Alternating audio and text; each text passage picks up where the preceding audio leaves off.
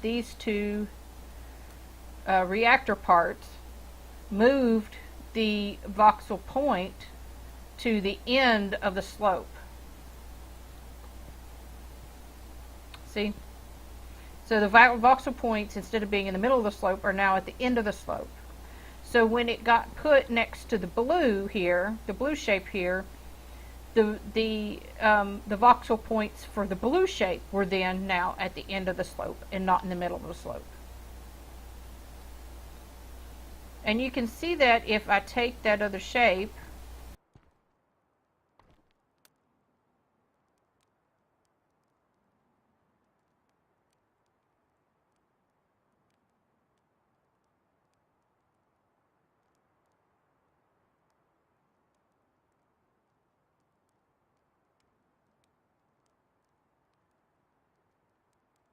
and see, when I pasted the other shape, the one where the voxels were halfway up the slope, the voxel points were halfway up the slope, you see how the blue then attaches halfway up the slope.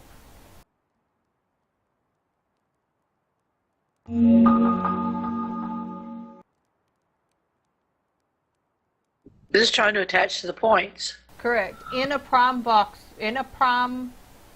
what we call the prime voxel, the voxels are the 8 points, the 8 corners of what we call a prime voxel. The definition of voxel is actually those 8 points. So yes, look. But as you can see, you see how the blue moved. If I copied that same triangle shape over to the green side, then the green would move as well. But the green is at the end because I used the shape that I created to move the voxel points to the end of the slope. That's what these reactors are for. So one, you can see where these voxel points are, and you can then use other parts to manipulate them.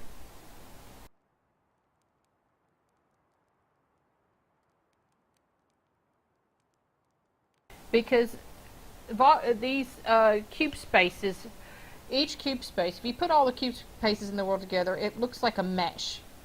That's what, when you hear them talking about the mesh, they're talking about what all of these cube spaces are when they are together. It's like seeing a 3D net. And if you think of it more as that, when you move one part of the net, then it moves the parts around it as well.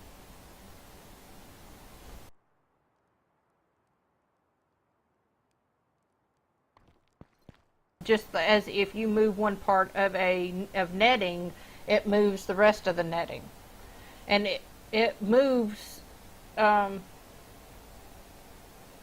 When it moves, you're mainly affecting one. Each movement of a voxel moves the 26 voxels that are around it, the voxel points around it. So if you change the shape, also if you change the shape of, or you place a shape into the environment, you're affecting the cube spaces of the 26 cube spaces that are around it. And it's hard to remember that because, like, around us here on the game here, there's air, and we don't see it, but yet these air are voxels also, and I don't know, it affects. That's why you get all these weird things happening too. See, I have it selected like this, and you can see there's 1, 2, 3, 4, 5, 6, 7, 8, 9 cube spaces just right here. Then you have the 9 that are on this side. Then you have the other 3 that run here. All the way around. So it's 1, 2, 3, 4, 5, 6, 7, 8 that run through the middle. and then the 9 on here. And it's 27 in total if you include your original shape.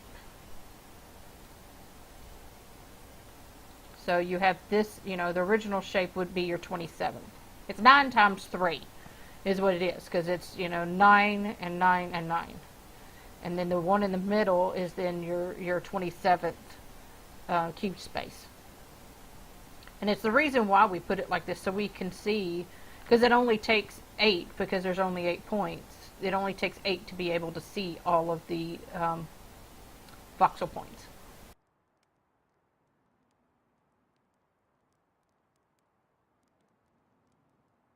Yes.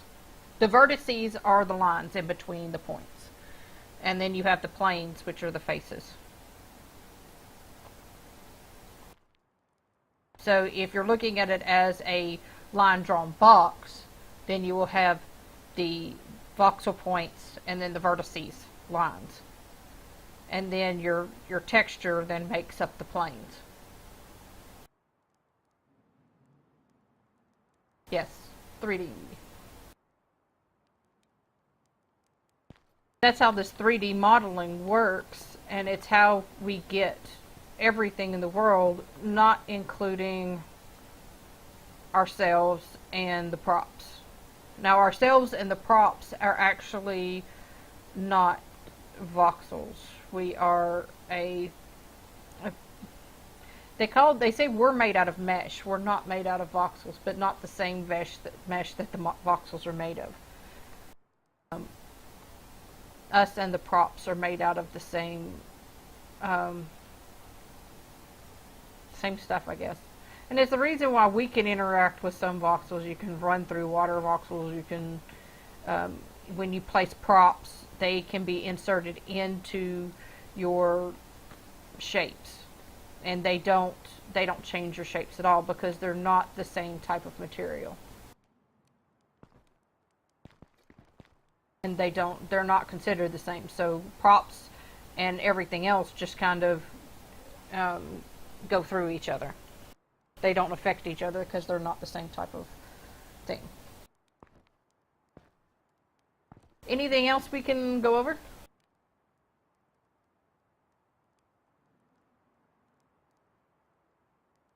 I think I need to absorb all that.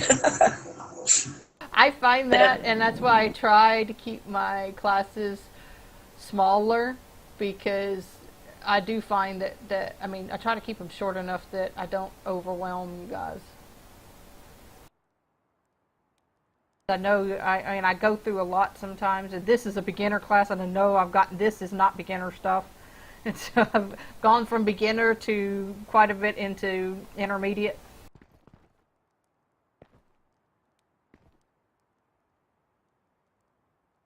Yes. Yeah, I get so far into it, and it's like, okay, I understand about the points, and I understand about the meshes and all that, but that's as far as I can get. It's like my brain shuts off after that. Yeah. It says, okay, that's fine. That's all you need to know. Well, even me, I had to watch a lot of everybody else's videos 2 and 3 times to get them, to get to really understanding things. And then, I went to one of Miss Desk's classes, and man, he lost me in the first 2 or 3 seconds. And but you take it, you play with it, you come back to the next class, ask more questions. And that's the reason why I will keep having these same classes over and over again. These voxel war classes, this is not the only time I'm going to have this class. I'm going to have it again probably in 3 to 4 more weeks. I'm going to try to have, and I may end up having the voxel war class twice a month. But I also have furniture class, the inlay, the designer floors, other classes too. But I do try to keep having the voxel board class because it is the base. This information here is really the basis of building almost everything. Once you get to understanding how to make your basic micros, how to make your basic strings, then you get the tools that you need to make everything else and to play with everything else. But these shapes here also, so y'all understand, these shapes here are made off of the line tool. The reason why you get these really funky shapes, these outside, and I'm pretty sure that's how Rave got the one that he had. He basically voxelmancied something that he got off of a line tool. The line tool, because it is trying to emulate reality, it comes up with its own mess ups, and it's the mess ups in that we use to create some of the more odd things in the game that voxelmancers use, like this, where the two shapes are intersecting but not affecting each other. And as I said, you go here where, I mean, they look like they are intersecting, but none of these are touching each other at all. None. I mean, all of these voxels in this here, other than the outside boundary here of primes. These are outside boundaries, just primes. They're the only ones that are touching each other. None of these inside here are touching. There is a voxel, a cube space in between each one. Like that's one, that's empty. That's one, that's empty. That's one, that's empty. That's empty. That's one. See, the centers of these are all at least one voxel space or one cube space away from each other.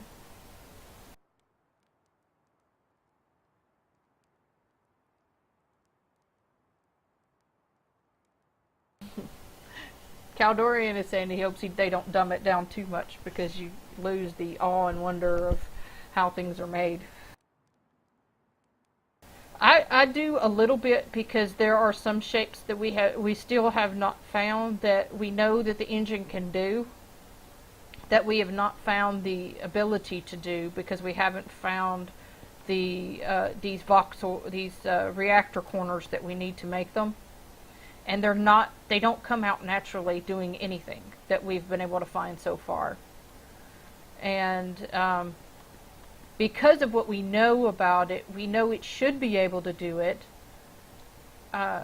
Just like, since we use putty to paint air, there should be a way to unpaint air. I mean, to unpaint a voxel to air. And they are going to put that in, but they don't have it in yet. But it should have, because we knew that if you could paint a voxel, you should be able to unpaint a voxel, because that's straight up logic. That the engine would be able to do it, but it was something they hadn't put in yet. Yeah, they said they were going to give us air as a tool, but they just gotta make some kind of program that actually just puts it in there without. They need some way to do it, to have air as a material, I guess you could call it. Yeah. Because at the moment, we can't select air with your selection tool unless you force it to using the tweak. So you can't, painting air gets to be hard, and even harder, I don't know, unpainting air, I thought should have been easier, but I'm guessing it's not, since they seem to be having a problem doing it. But they're going to give it to us, so. Yeah, because once they do, then people will be building underwater, and so they need to find a way to have that be able to work with water. Well, that should be able to work, since they should be able to make the water then flow into it when they get dynamic water. You can do it. Yeah. You can build space, the air inside voxel water, but you're not going to be able to do it inside the water of the scenery. Yeah, see, they got to make it so that you can go out in the ocean and be able to put up a building and then put in the voxel air, that's the actual material air, and then, get rid of the seawater inside of it. I think that's the problem that they're having. Because that's what people are going to use it for. But deleting without distortion will be where, it's basically, that's what it is where you're going to change a voxel, or change a shape from a pattern shape, something that has a pattern on it, has a color on